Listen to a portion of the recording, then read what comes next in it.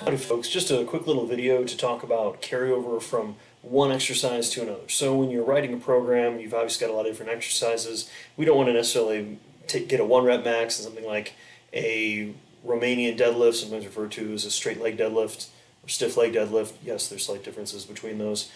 But we can at least have an idea of effectively if an athlete can do this amount in a major movement that we test, we figure they can probably do this amount in a similar movement. So these are arbitrary numbers, just kind of to help thinking through. You're going to have to develop your own. There's examples out there. I know Charles Poliquin put up his own version of this, and there's some other options you're going to find. So for example, if we say that someone's can back squat, we'll just say it's 100 pounds to make it easy, so percentages of pounds are the same thing. We figure they can probably front squat, it's probably going to be somewhere between 75 and 85. But we'll just say it's going to be 80 pounds. So you don't have to test the front squat. Instead, you're just going to have that as the estimated max, plug that in, have the athlete training with that, and that's where your own periodization and programming is going to be what's helping you decide if that is over or underestimating what they're really capable of. But at least then you've got a way of kind of starting that progression, starting that loading without actually having to test the movement. And so turns out you're probably not going to be able to overhead squat as much weight as you can front squat, as much weight as you can back squat.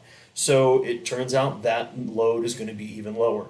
Most people are going to be able to deadlift as much, if not more weight than they can squat, but obviously based on how they're built, that can be wrong. Some folks actually are better squatters than they are deadlifters, and we're not trying to get into that, but once again, ballpark, okay?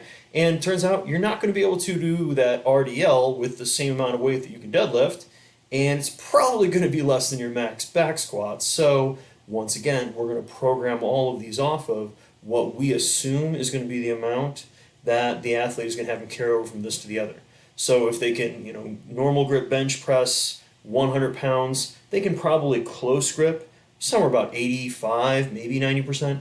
Same basic idea. You apply that logic, and from there, it's at least going to give you some benchmarks that you can start them off with, and then you can realize that, hey, based upon talking with the athlete, based upon the number of reps they're getting in the set, based upon the difficulty of it, we're maybe massively underestimating or overestimating what they can do, and that's when you make those changes.